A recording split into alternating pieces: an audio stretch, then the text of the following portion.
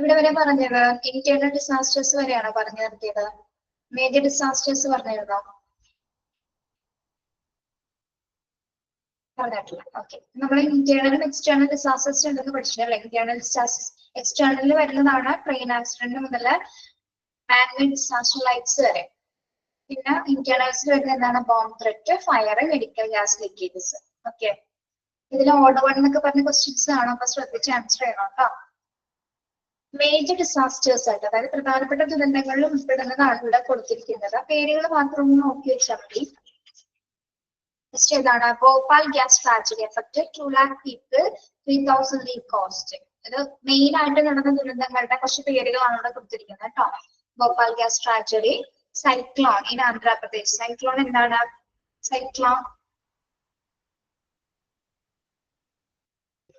Cyclones കേട്ടിട്ടില്ലേ? ചുഴലിക്കാറ്റുകളാണ്.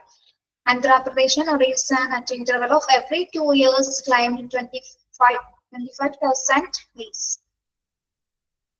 Cyclones ആന്ധ്രാപ്രദേശിലെ ഒറീസയിലെ every 2 years ഇന്റർവെൽസിന്റെ ഇടയ്ക്ക് നടക്കുന്ന മേജർ ഡിസാസ്റ്ററിൽ വരുന്നതായിരുന്നു. ഇങ്ങനെ earthquake in Latur in Maharashtra 1993. Earthquakes in Latur in Maharashtra 1993. Tsunami എവിടെയായിരുന്നു? സുനാമി സതേൺ ഇന്ത്യ അല്ലെ? സതേൺ ഇന്ത്യ കോസ്റ്റൽ എന്നായിരുന്നു? 26th December 2004 അല്ലെ? 27 lakhs അഫക്റ്റഡ് ആയിട്ടുണ്ട്. 27 ലക്ഷം പേരെങ്കിലും അഫക്ട് ചെയ്തിട്ടുണ്ട്. എത്ര പേര്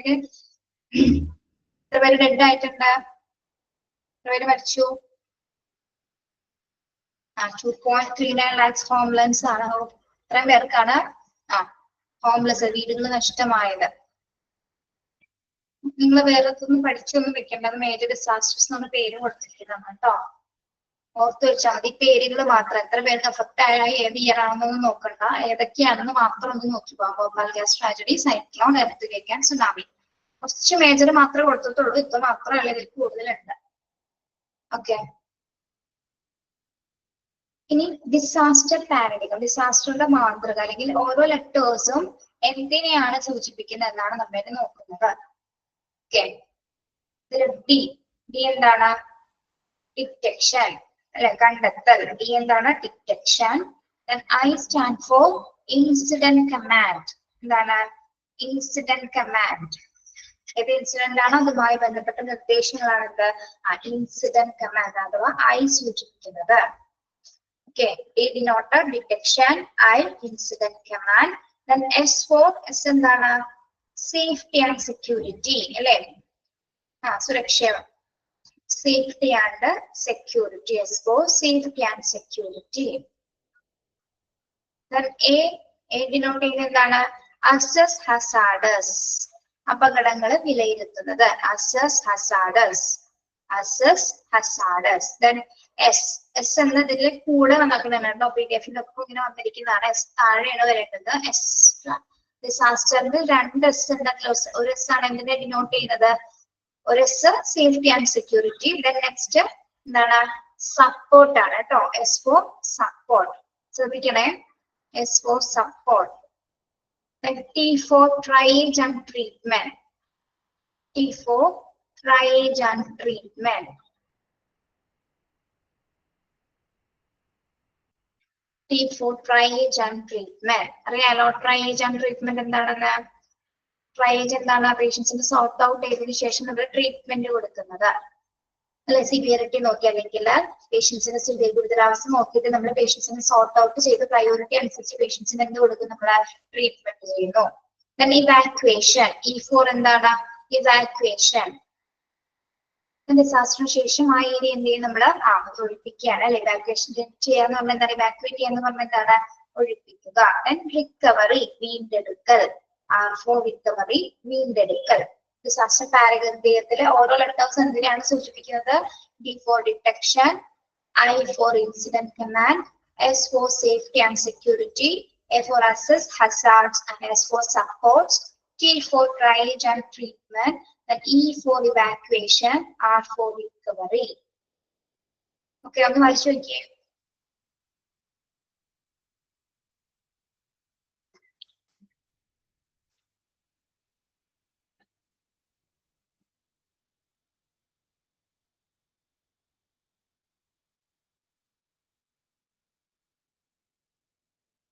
ക്ലിയർ ആണോ?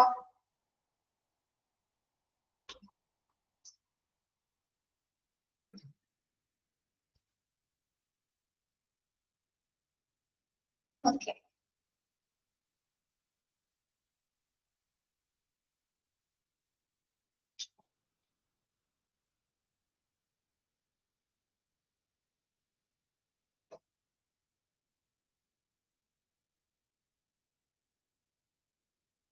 ക്ലിയർ? യെസ്. നെക്സ്റ്റ് നോക്കാം. Need for disaster management plan in hospitals. Need for disaster management plan in hospitals. എന്തിനാണ് ഒരു ഡിസാസ്റ്റർ മാനേജ്മെന്റ് പ്ലാൻ ഒരു ഹോസ്പിറ്റലിൽ ഉണ്ടായിരിക്കേണ്ട ആവശ്യമുണ്ടോ? അല്ലേ, നിർബന്ധമായിട്ടുണ്ട്. കാരണം നമുക്കറിയാം എന്താണ് ഡിസാസ്റ്റർ സംഭവിക്കുന്ന സമയത്ത് ഹോസ്പിറ്റൽ എങ്ങനെയാണ് അവിടെ പെർഫോം ചെയ്യേണ്ടത് അല്ലെ. അതായത് 1-2 പേഷ്യൻസ് മാത്രമായിരിക്കില്ല അവിടെ വരുന്നത്. എത്ര പേഷ്യൻസ് ഉണ്ടായിരിക്കാം? ഒന്നിൽ കൂടുതൽ അല്ലെ. ഓവർഫ്ലോ ഉണ്ടായിരിക്കും, പേഷ്യൻസിന്റെ ഓവർഫ്ലോ ആയിരിക്കും. എക്സ്ട്രീം നമ്പർ ഓഫ് പേഷ്യൻസ് ആയിരിക്കും വരുന്നത്. Okay. Yes.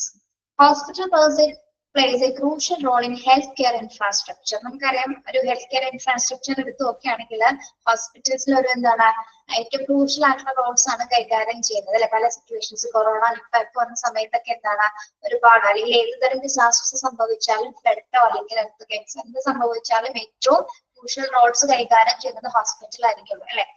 Hospital responsible for saving lives, they also provide 24/7 emergency care services and hence the public receive which is our main resource for diagnostic, treatment and follow-up for both physical and psychological care. അല്ലെ. Hospital responsibility എന്ന് പറയുന്നത് എന്താണ്? വരുന്ന രോഗികളുടെ life save ചെയ്യാന്ന് പറയുന്നത് അല്ലെ. Save ചെയ്യാന്നുള്ളതാണ് ഒരു മെയിൻ റെസ്പോൺസിബിലിറ്റി എന്ന് പറയുന്നത്. മാത്രമല്ല 24 മണിക്കൂറുള്ള സർവീസസ് ആണ് ആര് പ്രൊവൈഡ് ചെയ്യുന്നത്? ഹോസ്പിറ്റൽസ് പ്രൊവൈഡ് ചെയ്യുന്നത്. എല്ലാ തരത്തിലുള്ള സേവനങ്ങളും പേഷ്യൻസിന് അവിടെ കൊടുക്കണം. ഡയഗ്നോസ് ചെയ്യുന്നു, ട്രീറ്റ് ചെയ്യുന്നു, ഫോളോ അപ്പ് ട്രീറ്റ്മെന്റ്സ് കൊടുക്കുന്നു. അങ്ങനെ മാനസികവും ശാരീരികവുമായിട്ടുള്ള എല്ലാ കെയർസും കൊടുക്കുന്നതാണ് ആര്? ഹോസ്പിറ്റൽസിന്റെ റെസ്പോൺസിബിലിറ്റി എന്ന് പറയുന്നത് അല്ലെ. അപ്പൊ ഒരു ഹെൽത്ത് കെയർ ഇൻഫ്രാസ്ട്രക്ചർ എടുത്തു നോക്കുകയാണെങ്കിൽ ഏറ്റവും പ്രധാനപ്പെട്ട അല്ലെങ്കിൽ ഒരു ക്രൂഷ്യൽ റോൾസ് കൈകാര്യം ചെയ്യുന്നത് നമ്മുടെ ഹോസ്പിറ്റൽസ് ആണ്. പ്രത്യേകിച്ച് ഒരു ഡിസാസ്റ്റർ സിറ്റുവേഷൻസിൽ അല്ലെ, ഒരു ദുരന്തം നടക്കുന്ന സിറ്റുവേഷൻസിലാണ് ഹോസ്പിറ്റൽ റോൾസുകൾ നമ്മൾ കൂടുതലായിട്ട് കാണുന്നത് അല്ലെ. റെസ്പോൺസിബിലിറ്റി കൂടുന്നതാകുന്ന സമയത്താണ്. Hospital extend emergency care and hence when disaster hits society fall backs upon the hospital to provide instant support in the form of emergency medical care. Whenever hospital or healthcare facilities met by a situation where it has to provide care to large number of patients in limited time, which is beyond its normal capacity, constitute disaster for the said hospital. അല്ലെ. എന്താണ് നമുക്കറിയാം ഒരു disaster സംഭവിക്കുന്ന സമയത്ത് ഒരു emergency medical care ആണ് hospital provide ചെയ്യുന്നത്. അവിടെ എന്താണ് എല്ലാ ഹെൽത്ത് കെയർ ഫെസിലിറ്റീസും ഒരുമിച്ച് കൊടുക്കേണ്ട ഒരു സന്ദർഭമാണ്. മാത്രമല്ല എന്താണ് ഒരു ലിമിറ്റഡ് ടൈമിൽ എത്ര പേഷ്യൻസ് ഉണ്ടായിരിക്കും? ആ ഒരു ലിമിറ്റഡ് പീരീഡ് കൊണ്ട് എത്ര പേഷ്യൻസിന്റെ ഓവർഫ്ലോ ആയിരിക്കും വരുന്നത്? എണ്ണത്തിലധികം കൂടെ അല്ലെ. ഒരാളല്ല കൂടിയാണെങ്കിൽ ആയിരക്കണക്കിന് പേഷ്യൻസ് ആയിരിക്കാം ചിലപ്പോൾ അതിനകത്തേക്ക് കയറി വരുന്നത്. ആ ഒരു പീരീഡിനുള്ളിൽ അവർക്ക് എന്ത് കൊടുക്കാൻ സാധിക്കണം? അവരുടെ ലൈഫ് സേവ് ചെയ്യാൻ പറ്റണം. ലൈഫ് സേവ് ചെയ്യണമെങ്കിൽ എന്താണ്? ഇവരിവിടെ പ്രിപ്പയർഡ് ആയിരിക്കണം അല്ലെ. ഹോസ്പിറ്റലിൽ പ്രിപ്പയർ ആയിരിക്കണം. അതിനുള്ള റിസോഴ്സസ് ഉണ്ടായിരിക്കണം. ട്രീറ്റ് ചെയ്യുന്നതിനുള്ള ലാർജ് നമ്പർ ഓഫ് പേഷ്യൻസിന് ട്രീറ്റ് ചെയ്യാനുള്ള റിസോഴ്സസ് ആർക്കുണ്ടായിരിക്കണം? ഹോസ്പിറ്റൽസിന് ഉണ്ടായിരിക്കണം. ഓക്കെ. യെസ്. അതായത് നോർമൽ കപ്പാസിറ്റിയിൽ കൂടുതലായിരിക്കും ആള് വരുന്നത് അല്ലെ. നമ്മൾ കണ്ടിട്ടില്ലേ, ന്യൂസിലൊക്കെ കണ്ടിട്ടില്ലേ, ആ വീഡിയോസിലൊക്കെ ഒരുപാട് പേഷ്യൻസിനെ കൊണ്ടുവരുന്നതും ട്രീറ്റ് ചെയ്യുന്നതും. എത്ര സ്റ്റാഫുകളാണ് ആ സമയത്ത് ഓടി നടന്ന് ട്രീറ്റ്മെന്റ് ചെയ്യുന്നത്. Okay. Yes. A disaster for a hospital is a temporary lack of resources which caused owing to sudden influx of unexpected patient load.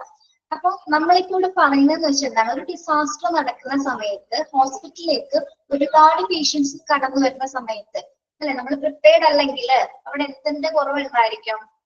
എല്ലാ ഫെസിലിറ്റീസും അവിടെ കുറവായിരിക്കും അല്ലെ. എല്ലാ റിസോഴ്സസും, ഇത്ര വേണ്ട പേഷ്യൻസിന് വേണ്ട മെഡിക്കേഷൻസ് ഇല്ല, എല്ലാ ലഭ്യതകളും അവിടെ ഇല്ലാതാകുകയാണ്.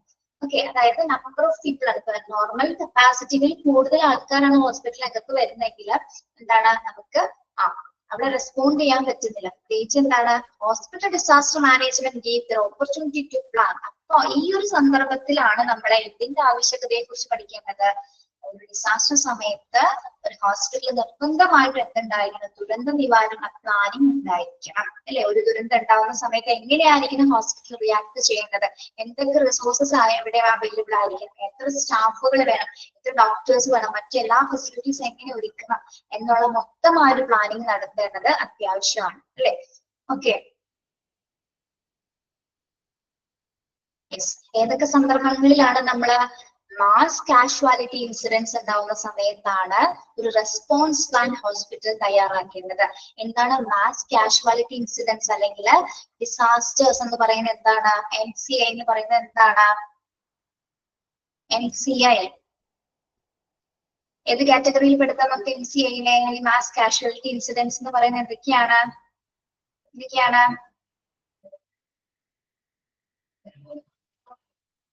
ലാർജ് നമ്പർ ഓഫ് പീപ്പിൾ ഒരുപാട് കാര്യങ്ങളിൽ അഫക്ട് ചെയ്ത് വരുന്നില്ല. എർത്ത് സുനാമിയോ ഫ്ലഡോ തുടങ്ങിയ എന്തെങ്കിലും നാച്ചുറൽ ഡിസാസ്റ്ററോ എന്തെങ്കിലും ട്രാൻസ്പോർട്ടേഷൻ ആക്സിഡൻസ് അല്ലെങ്കിൽ ഒരു ടെററിസ്റ്റ് അറ്റാക്കോ അങ്ങനെയൊക്കെ സംഭവിക്കുന്നത് ഒരുപാട് പേര്, ഒന്നിൽ കൂടുതൽ ആൾക്കാർക്ക് എന്താണ് അപകടം പറ്റിയാണ് അല്ലെ. അപ്പൊ നമ്പർ ഓഫ് പീപ്പിളോട് കൂടെയാണ്. അതിനെയാണ് അത്തരം കേസസിനാണ് നമ്മൾ എന്ത് പറയുന്നത്, മാസ് കാഷ്വാലിറ്റി ഇൻസിഡൻസ്. ഇവിടെ പേഷ്യൻസിന്റെ ഓവർഫ്ലോസ് ആണ് വരുന്നത്. അത്തരം കേസസ് വരുമ്പോൾ ഹോസ്പിറ്റൽ എപ്പോഴും എങ്ങനെയായിരിക്കണം, പ്രിപ്പയർഡ് ആയിരിക്കണം അല്ലെ, റെസ്പോണ്ട് ചെയ്യാനായിട്ട് പ്രിപ്പയർഡ് ആയിരിക്കണം. എർത്തുഗേക്ക് ആണ്, ഹെർത്തുഗേക്ക് അല്ല കേട്ടോ, എർത്തുഗേക്സ്. ഓക്കെ, ഭൂകമ്പോ അല്ലെങ്കിൽ സുനാമിയോ ഫ്ലഡ്സോ എന്തോ ആയിക്കോട്ടെ. ഓക്കെ, യെസ്, അങ്ങനെയുള്ള ഇൻസിഡൻസുകളാണ് എന്താ മാസ് കാഷ്വാലിറ്റി ഇൻസിഡൻസ് എന്ന് പറയുന്നത്. അപ്പോ ഇത്തരം സിറ്റുവേഷൻ ഉണ്ടാവുന്ന സമയത്ത് എന്താണ്, ഹോസ്പിറ്റലിൽ ഒരു കൺഫ്യൂഷൻ വരാൻ പാടില്ല അല്ലെ. ഇവിടെ എങ്ങനെയൊക്കെ ട്രീറ്റ് ചെയ്യണമെന്നൊരു കൺഫ്യൂഷൻ ഉണ്ടാവാനായിട്ട് പാടുള്ളത്. അതായത് എല്ലാ റിസോഴ്സസും ഹോസ്പിറ്റലിൽ ഈ ഒരു സമയത്ത് അവൈലബിൾ ആയിരിക്കും.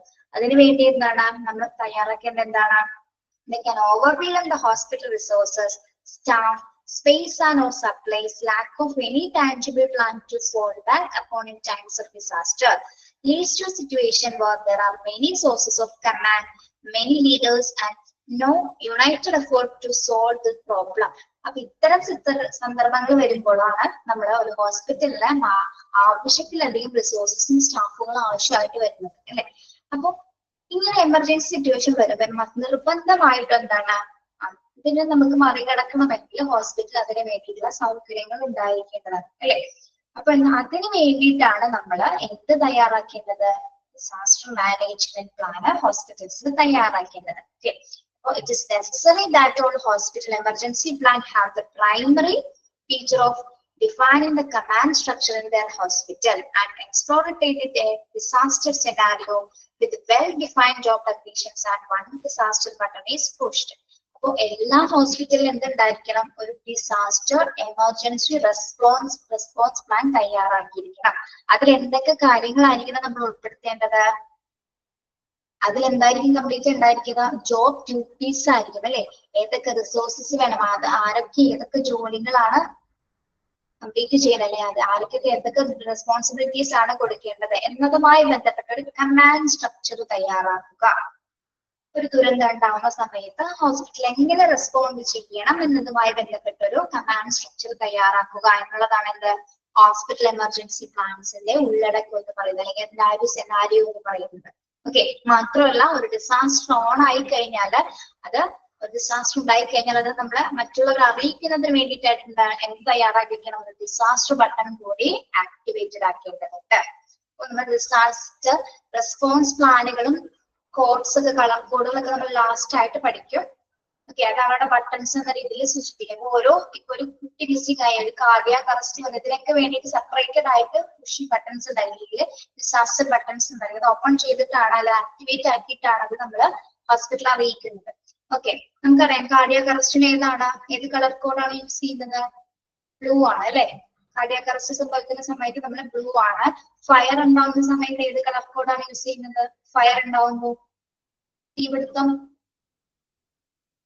Yes, red colour. Okay, yes. അപ്പൊ ഒന്ന് നിങ്ങളൊന്ന് ആലോചിച്ച് നോക്കി, ഹോസ്പിറ്റലിൽ ഒരു ഡിസാസ്റ്റർ എമർജൻസി പ്ലാനിന്റെ ആവശ്യകത ഉണ്ടോ? തീർച്ചയായും ഉണ്ട് അല്ലെ. യെസ്, ഇത്തരം കാര്യങ്ങളാണ് ഇതിൽ പറഞ്ഞിരിക്കുന്നത്. നിങ്ങൾ അപ്പൊ ഇതിൽ ഇമ്പോർട്ടന്റ് ആയിട്ട് അണ്ടർലൈൻ ചെയ്യേണ്ടത് ഈ മാസ് കാഷ്വാലിറ്റി ഇൻസിഡൻസ് MCI ആണ് കേട്ടോ. അത് മാത്രം അണ്ടർലൈൻ ചെയ്താൽ മതി, മാസ് കാഷ്വാലിറ്റി ഇൻസിഡൻസ്. MCI അതിന്റെ എക്സ്പാൻഷൻ ചോദിക്കാറുണ്ട്.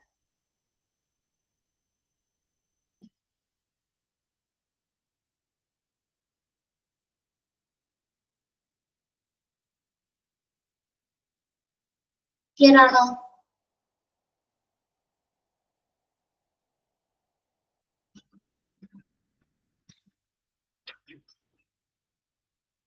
എല്ലാവരും ക്ലിയർ ആണോ പറഞ്ഞത്?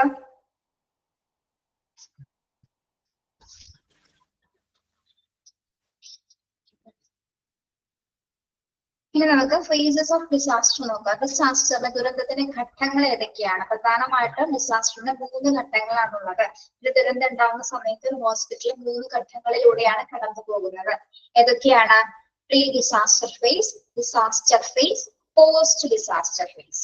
ഓക്കെ, ഏതാണ് ആദ്യത്തെ ഘട്ടം എന്ന് പറയുന്നത്? പ്രീ ഡിസാസ്റ്റർ ഫേസ് അല്ലെ, ദുരന്തത്തിന് മുൻപുള്ളത്. Evaluate risk and training people before a disaster hits. എന്താണ്? ഒരു ദുരന്തത്തിന് മുമ്പ് നമ്മൾ എന്തൊക്കെ ആയിരിക്കണം, എന്തൊക്കെ റിസ്ക് ഉണ്ടാവും, ഏതൊക്കെ പീപ്പിൾസിനെ, ഏതൊക്കെ സ്റ്റാഫുകൾ നമ്മൾ ട്രെയിൻ ചെയ്യണം എന്നുള്ള കാര്യങ്ങളൊക്കെ ഇതിലാണ് വരുന്നത്? Pre disaster ഫേസിലാണ്. ഡിസാസ്റ്ററിന് തൊട്ട് മുൻപുള്ള ഘട്ടം എന്ന് പറയുന്നത്. ഡിസാസ്റ്റർ ഫേസ് എന്താണ്? ഡിസാസ്റ്റർ ഫേസ് ദുരന്തം നടക്കുന്ന ഘട്ടം അല്ലെ, അല്ലെങ്കിൽ ആ ഒരു ഡിസാസ്റ്റർ നടക്കുന്ന സമയമാണ് എന്താ? Period when A disaster is developing. Disaster develop ചെയ്ത് വരുന്ന സമയമാണ് എന്ത്?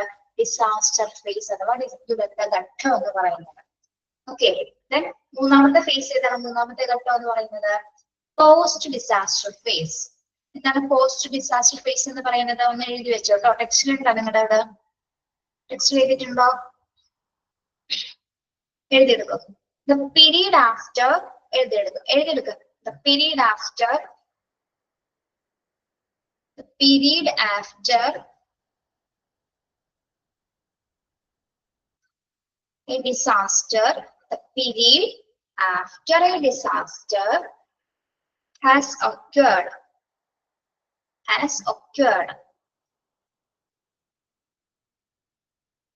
The period after a disaster has occurred. Period after a disaster has occurred ആണ് പോസ്റ്റ് ഡിസാസ്റ്റർ ഫേസ്. ദുരന്തത്തിന് ശേഷമുള്ള ഘട്ടം.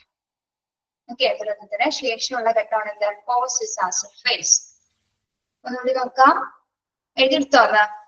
The period after a disaster has occurred. OCCURED. Okay, ഏതൊക്കെയാണ്? Pre disaster phase, disaster phase, post disaster phase. Okay ആണോ?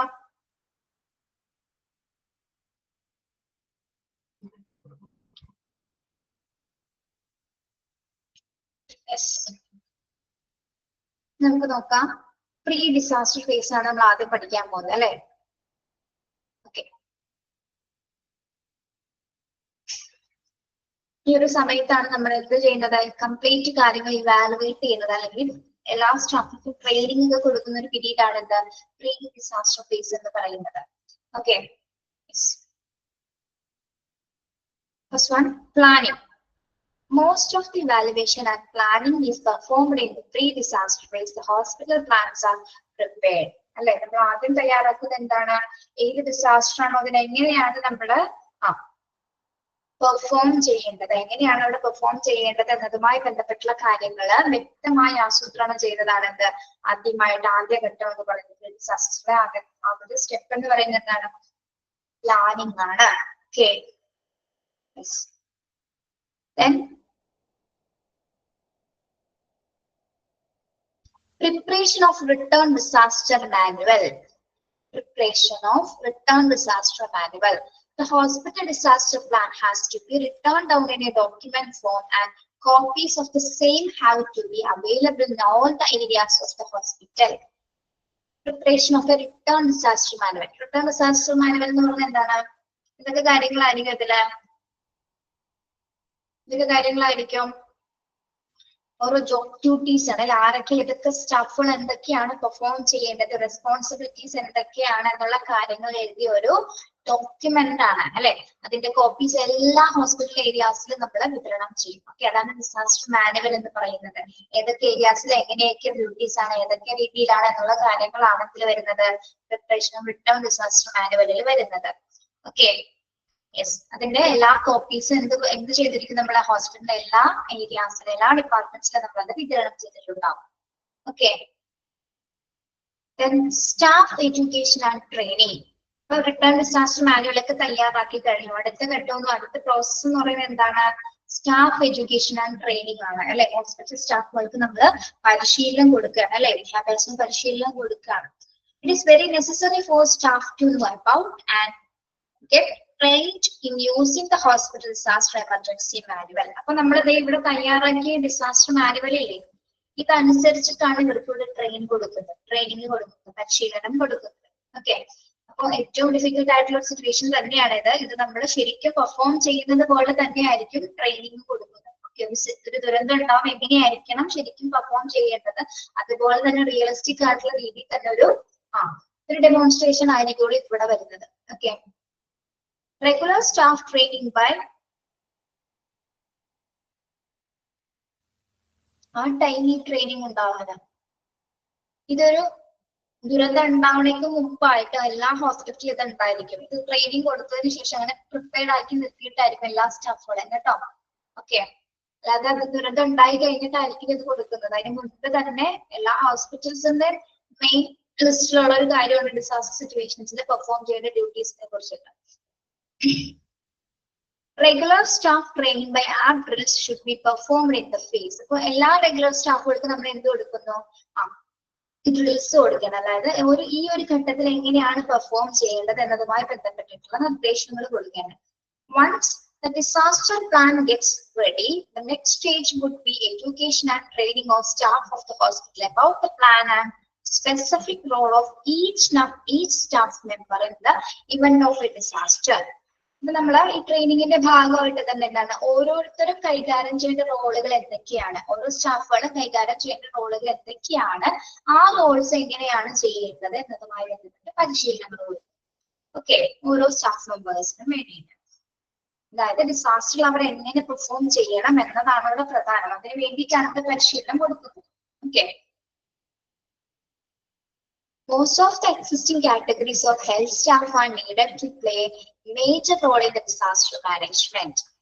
അല്ലെ, നമുക്കറിയാം എല്ലാ കാറ്റഗറീസിലുള്ള health സ്റ്റാഫുകളും ശരിക്കും പറഞ്ഞാൽ ഒരു ദുരന്തം സംഭവിക്കുമ്പോൾ ഏറ്റവും ഡിഫിക്കൽട്ട് ആയിട്ടുള്ള സിറ്റുവേഷൻസിലൂടെയാണ് കടന്നു പോകുന്നത് അല്ലെ. അവർ പ്രധാനപ്പെട്ട റോൾസുകളാണ്. ചിലപ്പോൾ അവർക്ക് തന്നെ എന്തെങ്കിലും ഇൻഫെക്ഷൻസ് വരാനുണ്ട്, അല്ലെങ്കിൽ എന്തെങ്കിലും അപകടങ്ങൾ അവർക്കും സംഭവിച്ചേക്കാം അല്ലെ. ഇപ്പൊ മറ്റുള്ളവർ പരിശോധിക്കുന്ന ട്രീറ്റ് ചെയ്യുന്ന സമയത്തും എന്തെങ്കിലും തരത്തിലുള്ള നമ്മള് ഇപ്പം കൊറോണയൊക്കെ ഉണ്ടായ സമയത്തൊക്കെ എന്താണ് ഒരുപാട് ഹെൽത്ത് കെയർ വർക്കേഴ്സുകൾ മരണപ്പെട്ടിട്ടുണ്ട് ഇല്ലേ. ചികിത്സ കൊടുക്കുന്നതിന്റെ ഭാഗമായിട്ട് ഒരുപാട് ഹെൽത്തിൽ വർക്ക് ചെയ്തിരുന്ന ആൾക്കാരാണ് അല്ലെ, ഹെൽത്ത് ഡിപ്പാർട്ട്മെന്റിൽ വർക്ക് ചെയ്തിരുന്ന ഒരുപാട് പേര് മരണപ്പെട്ടിട്ടുണ്ട് അല്ലെ. അപ്പൊ അവരൊരു മേജർ റോള് തന്നെയാണ് അവിടെ കൈകാര്യം ചെയ്യുന്നത്. Yes, all of them required to be ready for the necessary managerial and technical skills for the effective and systematic management of the disaster. എന്താണ്, എല്ലാ സ്റ്റാഫുകളും തന്നെ എന്താണ് മാനേജീരിയൽ ആയിട്ടും ടെക്നിക്കൽ ആയിട്ടുള്ള സ്കിൽസിൽ എഫക്റ്റീവ് ആയിട്ട് അവർക്ക് പെർഫോം ചെയ്യാൻ പറ്റും. അതായത് സിസ്റ്റമാറ്റിക് ആയിട്ട് എല്ലാ സ്കിൽസും അവർക്ക് പരിശീലിക്കപ്പെടണം. കാരണം ഏത് സിറ്റുവേഷൻ വന്നാലും എന്താണ് ഒരു കോംപ്ലിക്കേഷൻസ് ഇല്ലാതെ വളരെ സ്മൂത്ത് ആയിട്ട് അവർക്ക് അവിടെ പെർഫോം ചെയ്യണമെങ്കിൽ എന്താണ് ആവശ്യത്തിലധികം പരിശീലനം അവർക്ക് ലഭിച്ചിട്ടുണ്ടായിരിക്കണം. സ്കിൽ ടെക്നിക്കൽ സ്കിൽസ് കൂടി അവർക്ക് നല്ല രീതിയിൽ അവൈലബിൾ ആയിട്ട് ഉണ്ടായിരിക്കേണ്ടതാണ്. ഓക്കെ, എങ്കിൽ മാത്രമേ ഡിസാസ്റ്റർ അവർക്ക് മാനേജ് ചെയ്യാനായിട്ട് സാധിക്കുള്ളൂ. ഒരിക്കലും ഒരു ടെക്നിക്കൽ സ്കിൽ ഇല്ല, അല്ലെങ്കിൽ അതിനെ ഭയക്കുന്ന ഒരു സ്റ്റാഫിന് അതിനെ നേരിടാനായിട്ട് സാധിക്കുന്നു. ഓക്കെ, അപ്പൊ അതിന് വേണ്ടിയിട്ടാണ് അവരെ നമ്മൾ ആവശ്യത്തിലധികം ട്രെയിനിങ്ങുകൾ കൊടുത്ത് പ്രാപ്തരാക്കുന്നത്.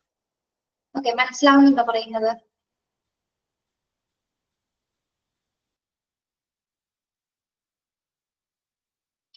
യെസ്, ഇപ്പൊ നമ്മൾ പറഞ്ഞു അവർക്ക് പരിശീലനം കൊടുക്കണമെന്ന് പറഞ്ഞല്ലേ.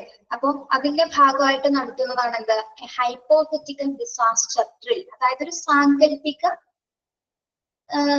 ഡിസാസ്റ്റർ ഡ്രില്ല് കൊടുക്കുക. അതാണ് സാങ്കല്പിക ഡിസാസ്റ്റർ ഡ്രിൽ എന്ന് പറയുന്നത്. ഹൈപ്പോത്തറ്റിക്കൽ എന്ന് പറയുന്നത് നമ്മളൊരു ശരിക്കും ഒരു ദുരന്തം ഉണ്ടാവുന്നതിന് മുൻപായിട്ട് നമ്മളത് എന്താണ് ഒരു ഡെമോൺസ്ട്രേഷൻ പോലെയാണ് നടത്തുന്നത്. അല്ലെങ്കിൽ സാങ്കല്പികമായിട്ട് നടത്തുന്ന ഒരു പെർഫോമൻസ് ആണ് ഹൈപ്പോത്തറ്റിക്കൽ ഡിസാസ്റ്റർ ഡ്രിൽ എന്ന് പറയുന്നത്. is used to perfect a hospital response to a particular emergency situation. ഒരു particular emergency situation വന്നു കഴിഞ്ഞാൽ എങ്ങനെ പെർഫോം ചെയ്യണം എന്നതുമായി ബന്ധപ്പെട്ടിട്ടാണ് എന്ത് ഒരു ഹൈപ്പോത്തറ്റിക്കൽ ഡിസാസ്റ്റർ ഇവിടെ ഹോസ്പിറ്റലിൽ കണ്ടക്ട് ചെയ്യുന്നത്. ഓക്കെ, അത് റിയലിസ്റ്റിക് ആയിട്ട് ശരിക്കും ഒരു ദുരന്തം ഉണ്ടായി എന്നുള്ള രീതിയിൽ തന്നെയായിരിക്കും അവരവിടെ പരിശീലനം കൊടുക്കുന്നത്. Okay, yes. An effective disaster drill has to be realistic, interactive, and moderately stressful for the participants. അപ്പോൾ നമ്മൾ ഈ ഹൈപ്പോത്തറ്റിക്കൽ ഡ്രിൽ അവർക്ക് കൊടുക്കുമ്പോൾ, പരിശീലനം കൊടുക്കുമ്പോൾ അത് റിയൽ ആയിട്ടാണ് കൊടുക്കുന്നത്. റിയലിസ്റ്റിക് സിറ്റുവേഷനിൽ അവരെങ്ങനെ ബിഹേവ് ചെയ്യണം. അപ്പോൾ വളരെ സ്ട്രെസ്ഫുൾ ആയിരിക്കും. പാർട്ടിസിപ്പേറ്റ് ചെയ്യുന്ന എല്ലാ സ്റ്റാഫുകൾക്കും അത് വളരെ ബുദ്ധിമുട്ടായിരിക്കും. കാരണം അതിലേറെ ബുദ്ധിമുട്ടായിരിക്കും ശരിക്കുള്ള സിറ്റുവേഷൻ വരുമ്പോൾ. അപ്പോൾ അതേ ഫീൽ കിട്ടുന്നതിന് വേണ്ടിയിട്ട് തന്നെയാണ് അവർ റിയലിസ്റ്റിക് ആയിട്ട് അവിടെ പെർഫോമൻസ് കൊടുക്കുന്നത്. Okay, object. അപ്പൊ എന്തിനാണ് നമ്മൾ ഇങ്ങനെ ഡ്രില്ല് കൊടുക്കുന്നത്, അല്ലെങ്കിൽ ഇങ്ങനെ ഒരു ഡെമോൺസ്ട്രേഷൻ നമുക്ക് കൊടുക്കുന്നതിന്റെ ഉദ്ദേശം എന്താണ്, മെയിൻ ആയിട്ടുള്ള ഒബ്ജക്റ്റീവ്സ് എന്താണ്, എന്തിനു വേണ്ടിയാണ് ഇങ്ങനെ കൊടുക്കുന്നത് നോക്കാം. Objective of mock drill is to assess the emergency preparedness plan of the organisation and scrutinise standard operating procedure so that concerned persons would perform their duties in an effective manner while keeping in a cognizance of life and property. അപ്പൊ നമ്മൾ ഈ mock drill കൊടുത്തതിന്റെ പ്രധാന ഉദ്ദേശം എന്ന് പറയുന്നത് എന്താണ്, emergency സിറ്റുവേഷൻസിൽ അവർ prepared ആയിരിക്കാൻ വേണ്ടിയിട്ട്, അല്ലെങ്കിൽ എല്ലാ കാര്യങ്ങളും സ്റ്റാൻഡേർഡ് ആയിട്ടും സൂക്ഷ്മമായിട്ട് സ്ക്രൂട്ടനൈസ് ചെയ്യാന്ന് പറഞ്ഞാൽ എന്താണ്, സൂക്ഷ്മമായിട്ട് അതിനെ എമർജൻസി സിറ്റുവേഷൻസിന് അവര് ആ പ്രൊസീജിയറിനെ എത്ര റിയലിസ്റ്റിക് ആയിട്ട് ബിഹേവ് ചെയ്യുന്നതിന് വേണ്ടിയിട്ടാണ് നമ്മൾ ഈ ഒരു മോക്ക് ഡ്രിൽ ഇങ്ങനെ മോക്ക് ഡ്രിൽ എന്ന രീതിയിൽ അവർക്ക് പരിശീലനം കൊടുക്കുന്നത്. ഓക്കെ, എങ്കിൽ മാത്രം അവർക്ക് നല്ല രീതിയിൽ എഫക്റ്റീവ് ആയിട്ട് പെർഫോം ചെയ്യാനായിട്ട് സാധിക്കും. അതായത് ലൈഫിനോ പ്രോപ്പർട്ടിക്കോ ഒന്നും നഷ്ടം വരാതെ പെർഫോം ചെയ്യാനായിട്ട് സാധിക്കും. ഇപ്പൊ നമ്മള് മിലിറ്ററി സിറ്റുവേഷൻസ് ഒക്കെ എടുക്കുകയാണെങ്കിൽ വാറൊക്കെ നടക്കുന്നതിന് മുമ്പായിട്ടും അവർക്ക് ഇതേപോലെ പരിശീലനങ്ങൾ കൊടുക്കാറില്ലേ? ആ, അത് തന്നെ. യെസ്, അത് തന്നെ. ഇവിടെ ഒരു ഹോസ്പിറ്റൽ ഡിസാസ്റ്റർ നടക്കുന്നതിന് മുൻപായിട്ട് തന്നെ എന്താണ് എഡ്യൂക്കേഷൻ സ്റ്റാഫുകൾ കൃത്യമായിട്ട് കൊടുക്കും. എങ്കിൽ മാത്രമേ ഒരു പേഷ്യന്റ് വരുന്ന സമയത്ത് അവർക്ക് എന്ത് ട്രീറ്റ്മെന്റ് ആണ്, അവർ എവിടെയാണ് കൊണ്ടുപോകുന്നതെന്ന് അറിയാൻ പറ്റും. നമുക്ക് അവിടെ പകച്ചു നിൽക്കാനുള്ള ഒരു സമയമല്ല, എത്രയും പെട്ടെന്ന് പേഷ്യന്റിന്റെ ലൈഫ് സേവ് ചെയ്യാന്നുള്ളതാണ് അല്ലെ. അപ്പൊ നമ്മൾ പറഞ്ഞത് കറക്റ്റ് ആണല്ലേ, ഒരു മേജർ റോള് തന്നെയാണ് ഹെൽത്ത് കെയർ ഇൻഫ്രാസ്ട്രക്ചറിലെ സ്റ്റാഫുകൾ കൈകാര്യം ചെയ്യുന്നത്, പ്രത്യേകിച്ച് ഒരു ഡിസാസ്റ്റർ സിറ്റുവേഷനില്. ഓക്കെ, സ്റ്റാഫ് എഡ്യൂക്കേഷൻ ആ ട്രെയിനിങ് കൊടുക്കുന്നതിന്റെ ആവശ്യകത എന്താണെന്ന് മനസ്സിലായോ? വായിച്ചു നോക്കിയേ, വായിച്ചു നോക്കട്ടോ. അസി സ്റ്റാഫ് എഡ്യൂക്കേഷൻ ട്രെയിനിങ് ഒന്ന് വായിച്ചു നോക്കാം.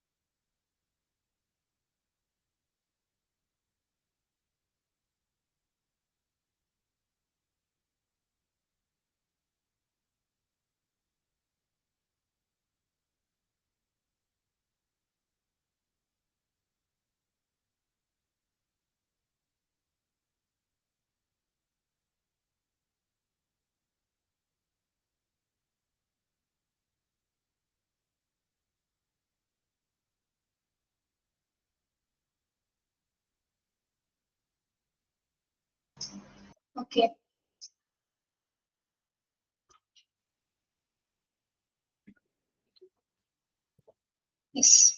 കേൾക്കാമോ?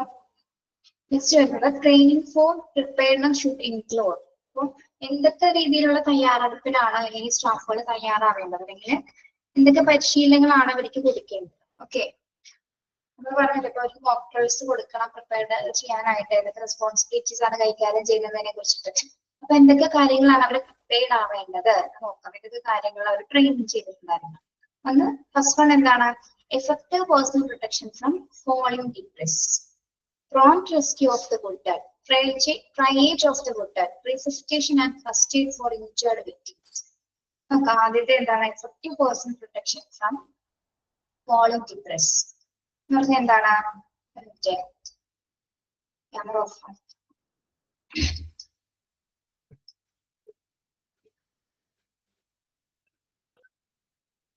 ഓക്കെ, ഇപ്പൊ സ്റ്റാഫുകൾക്ക് നമ്മൾ ട്രെയിനിങ് കൊടുക്കുമ്പോൾ ആദ്യം കൊടുക്കേണ്ടത് എന്തൊക്കെയാണ്? Effective personal protection from falling debris എന്ന് പറഞ്ഞാൽ എന്താണ്?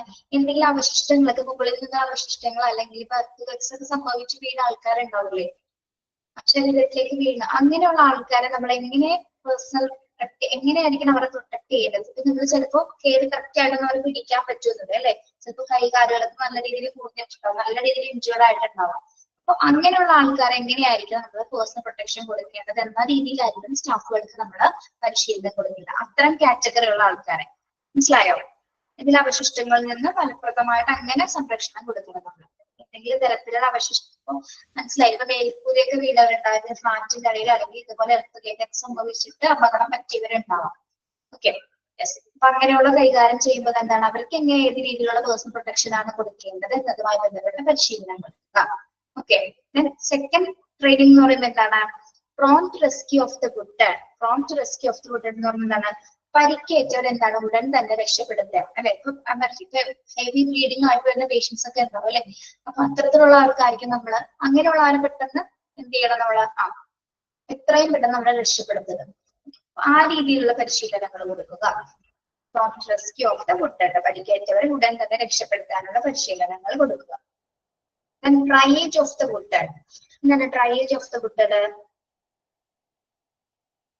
Triage of the wounded, പരിക്കേറ്റവരുടെ ചികിത്സ അല്ലെ. ട്രയേജസ് പേഷ്യൻസിനെ നമ്മൾ സോർട്ട് ചെയ്യും അല്ലെ. ഏറ്റവും ഗുരുതരാവസ്ഥയുള്ള സിറ്റുവേഷൻ ഉള്ള ആളായിരിക്കും നമ്മൾ ആദ്യം പ്രയോറിറ്റി കൊടുക്കുന്നത്. ഓക്കെ, അങ്ങനെ പ്രയോറിറ്റി അനുസരിച്ച് അവരെ ട്രീറ്റ് ചെയ്യാനുള്ള ഒരു ട്രെയിനിങ് കൂടി ആർക്ക് കൊടുക്കേണ്ടതുണ്ട്? നമ്മളെ സ്റ്റാഫുകൾക്ക് കൊടുക്കേണ്ടതുണ്ട്. Then resuscitation and first aid for injured victims. Resuscitation and first aid for injured victims എന്ന് പറഞ്ഞാൽ എന്താ? പരിക്കേറ്റവർക്ക് വേണ്ട റിസസിറ്റേഷൻ, ഈ പുനരുജ്ജീവനവും അല്ലെങ്കിൽ CPR കൊടുക്കേണ്ടവരുണ്ടാവും, അല്ലെങ്കിൽ എന്താണ് പ്രാഥമികമായിട്ട് ശുശ്രൂഷകൾ കൊടുക്കേണ്ട പേഷ്യൻസ് ഉണ്ടാവും. അത്തരം പേഷ്യൻസിന് എങ്ങനെയാണ് കൈകാര്യം ചെയ്യേണ്ടത് എന്നതുമായി ബന്ധപ്പെട്ടുള്ള ട്രെയിനിങ്സ് ആർക്ക് കൊടുക്കണം? സ്റ്റാഫുകൾക്ക് കൊടുക്കുക. Okay, resuscitation and first aid for injured victims. മനസ്സിലായോ? 4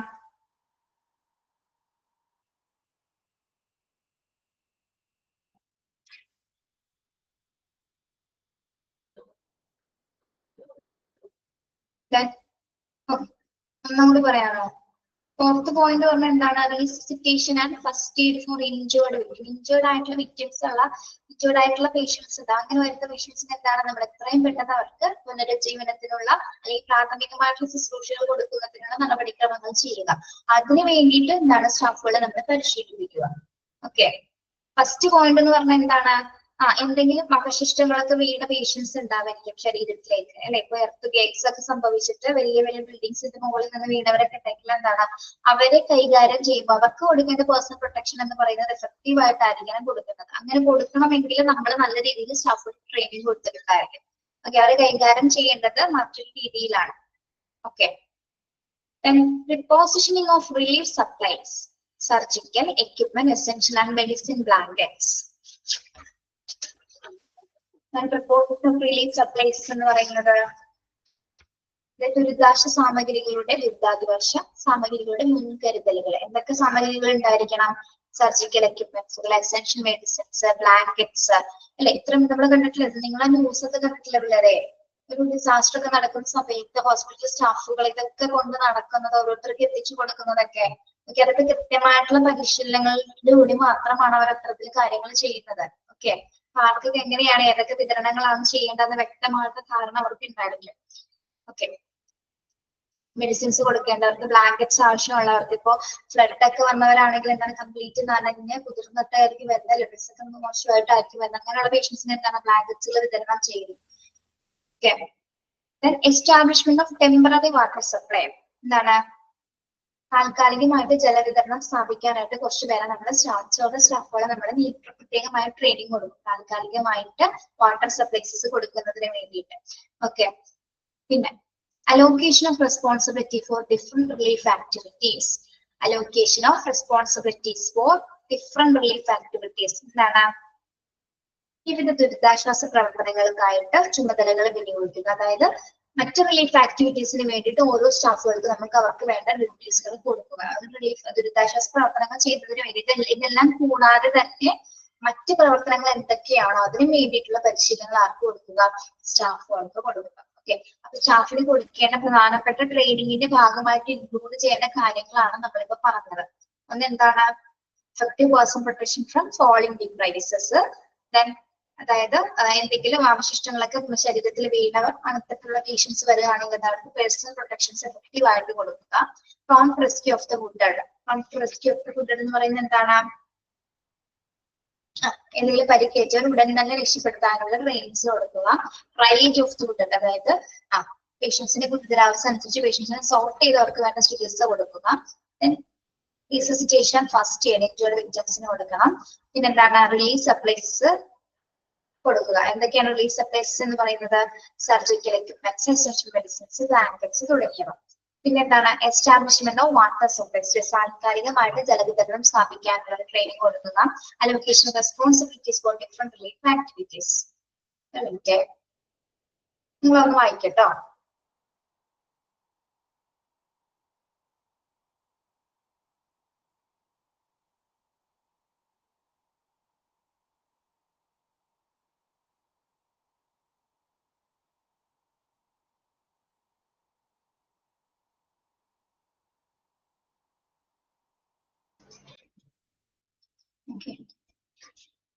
ക്ലിയർ ആണോ?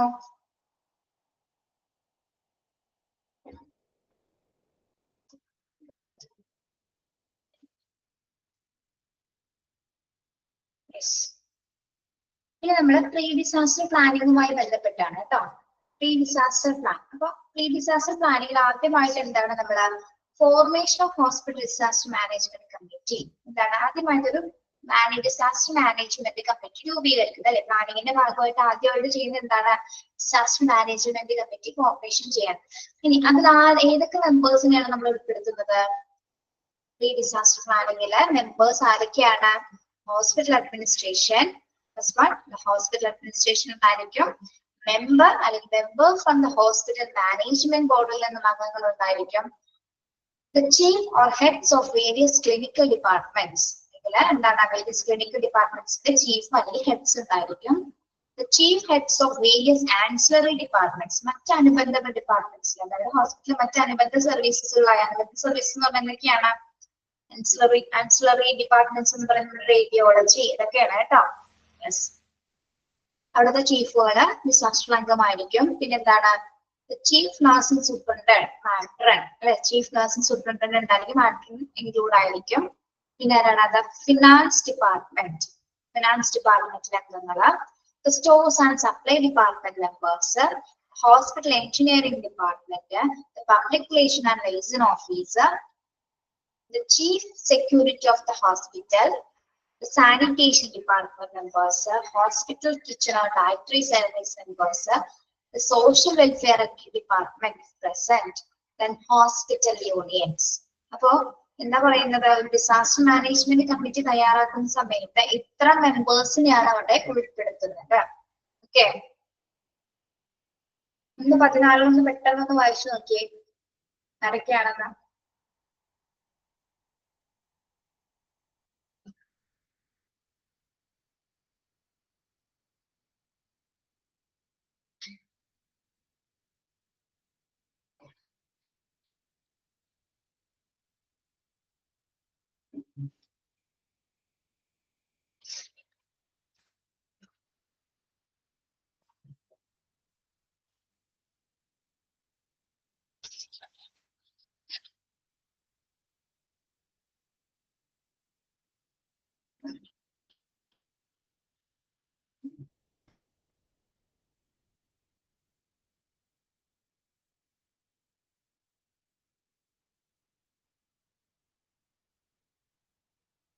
ക്ലിയർ ആണോ?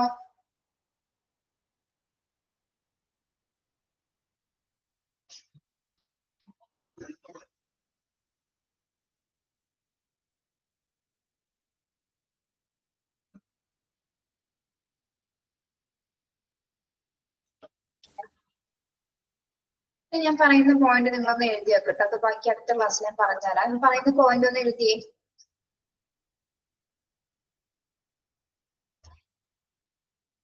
നമ്മള് ഇൻസിഡന്റ് കമാൻഡ് സിസ്റ്റം എന്താണെന്നാണ് ഇവിടെ ടെക്സ്റ്റ് കൊടുത്തിട്ടുണ്ട്. കുറച്ചും കൂടി എളുപ്പമായിട്ടൊരു സെന്റൻസ് ഞാൻ പറഞ്ഞു തരാം, ഒന്ന് എഴുതിയെടുക്കാം കേട്ടോ.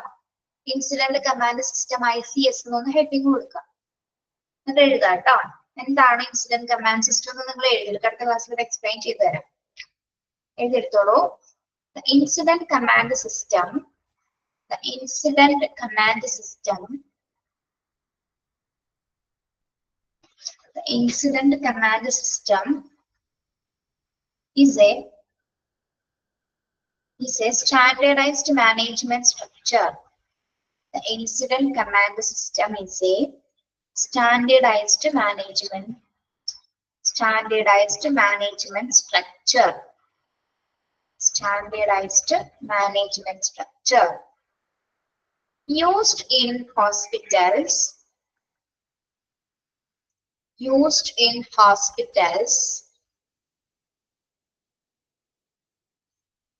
എന്നോട് പറയാം.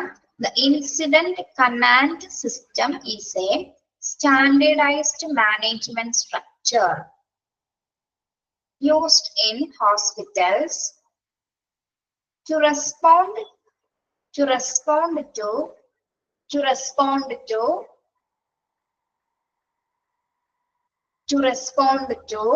emergency incidents,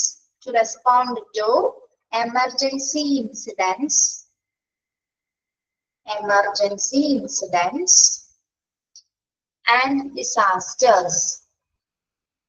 Emergency incidents and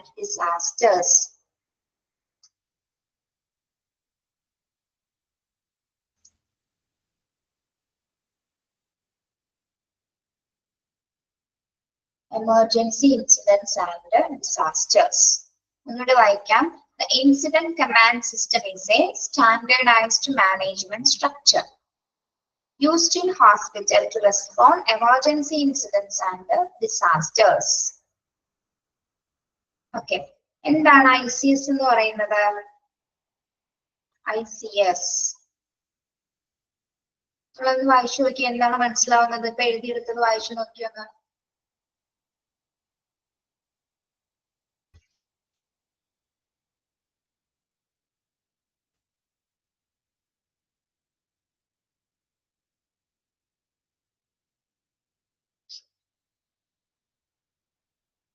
emergency കഴിഞ്ഞ ഒന്നുകൂടി പറയണോ? Emergency incidents and disasters. Yes. ഇതെന്താണ്? ഇത് കമാൻഡ് സിസ്റ്റം ആണ് അല്ലെ? ഏത് സിറ്റുവേഷൻസിലാണ് ഈ കമാൻഡ് സിസ്റ്റം നമ്മൾ പുറപ്പെടുവിക്കുന്നത്? ഏത് സിറ്റുവേഷനിലാണ്?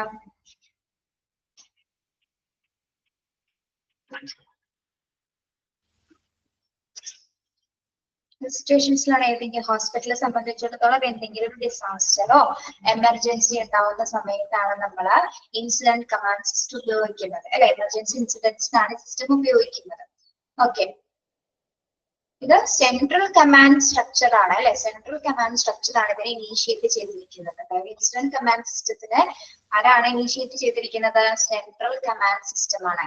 ഇതൊരു സ്റ്റാൻഡേർഡൈസ്ഡ് അപ്രോച്ച് ആണ് അല്ലെ? ഇതൊരു സ്റ്റാൻഡേർഡൈസ്ഡ് ആയിട്ടുള്ള approach to command, control and coordination of emergency response. ഇത് പ്രകാരമാണ് നമ്മൾ ഒരു എമർജൻസി സിറ്റുവേഷൻ ഉണ്ടാവുന്ന സമയത്ത് കമാൻഡ് കൊടുക്കുന്നത്, അത് നിയന്ത്രിക്കുന്നത്, കോർഡിനേറ്റ് ചെയ്യുന്നതും എല്ലാ തരത്തിലുള്ള റെസ്പോൺസ് പ്രൊവൈഡ് ചെയ്യുന്നത് എന്താണ്? ഇൻസിഡന്റ് കമാൻഡുകൾ അനുസരിച്ചിട്ടാണ്. ഇതൊരു ഹൈറാർക്കിക്കൽ ആയിട്ടുള്ള ഒരു ഫോമാണ്, അല്ലെങ്കിൽ ശ്രേണി രൂപത്തിലാണ് ഇത് കൊടുക്കുന്നത്. ഓക്കെ. ഇത് പല മൾട്ടി ഏജൻസീസ് ആയിരിക്കും ഇഫക്റ്റീവ് ആയിട്ട് കൈകാര്യം ചെയ്യും. ഒരു ഡിസാസ്റ്റർ ഉണ്ടാവുന്ന സമയത്ത് ഹോസ്പിറ്റലുകളിൽ നമ്മൾ ഇൻസിഡന്റ് കമാൻഡ് സിസ്റ്റം അനുസരിച്ചിട്ടാണ് ആ പ്രോഗ്രാം അല്ലെങ്കിൽ ആ ഡിസാസ്റ്റർ സിറ്റുവേഷൻ നമ്മൾ കോർഡിനേറ്റ് ചെയ്യുന്നത്. ഓക്കെ. സ്റ്റാൻഡേർഡൈസ്ഡ് ആയിട്ടുള്ള ഒരു അപ്രോച്ചസ് ആണ്. That is incident command system, ICS. Okay.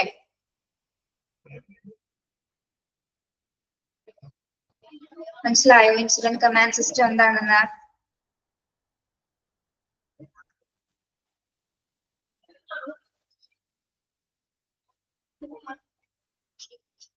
Yes, clear ആണോ?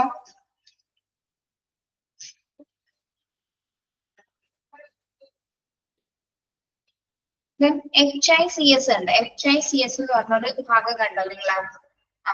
അവിടെ ഒരു നോട്ട് കൂടി ഒന്ന് നോട്ട് ചെയ്യാം കേട്ടോ. പറയുന്നത് നോട്ട് ചെയ്തേ. Hospital Incident Command System, HICS, Hospital Incident Command System is an incident. Hospital Incident Command System is an incident management system. Incident management system. Incident management system. Specifically designed for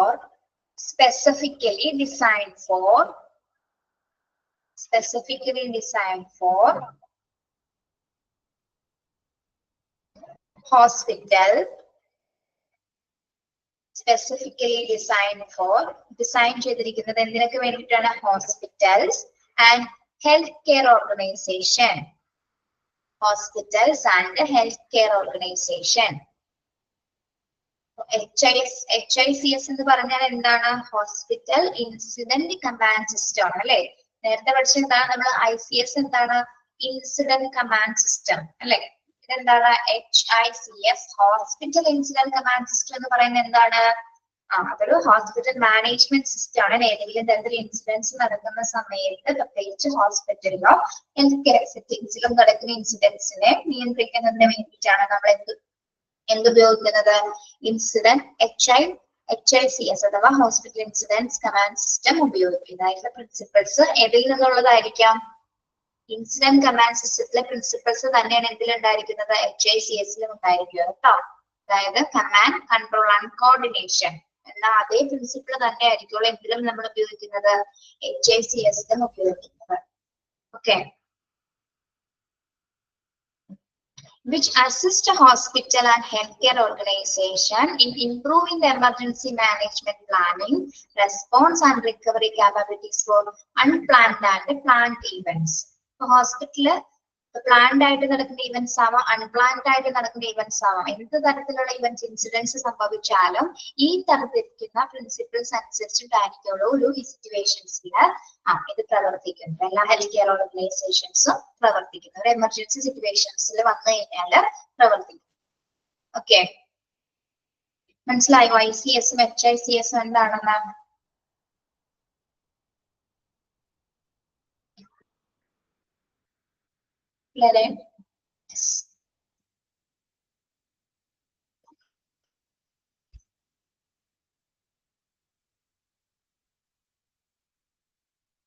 Okay.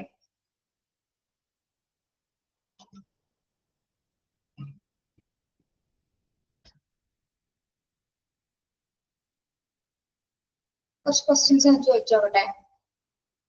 In disaster paradigm, T stand for dash. In disaster paradigm, T stand for dash. T എന്തിനെയാണ് സൂചിപ്പിക്കുന്നത്? T. Lakshmi Mohanan പറഞ്ഞ. Detection. T. Triage and treatment. Okay. In disaster paradigm, E for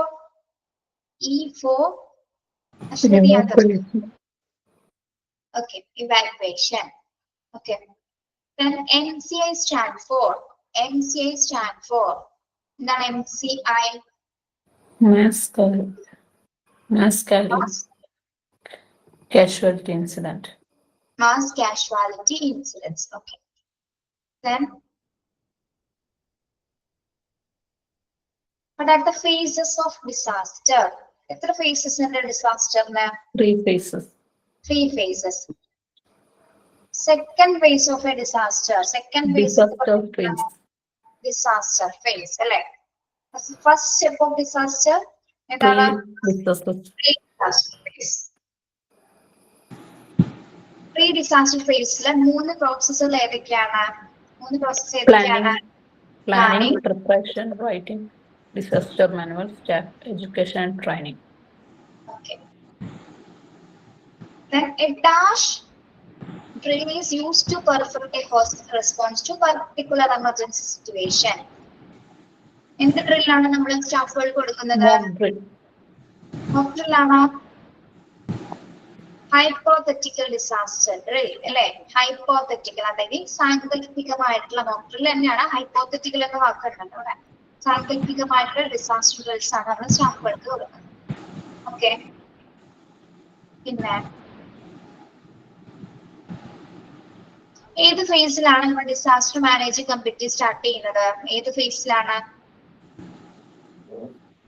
Pre-disaster planning. Pre-disaster planning phase. Okay. Then ICS stand for Incident Commander System. Okay. Yes. Okay. Okay. Thank you. Thank you. Okay, thank you. Have a nice day. Thank you, ma'am. Thank you.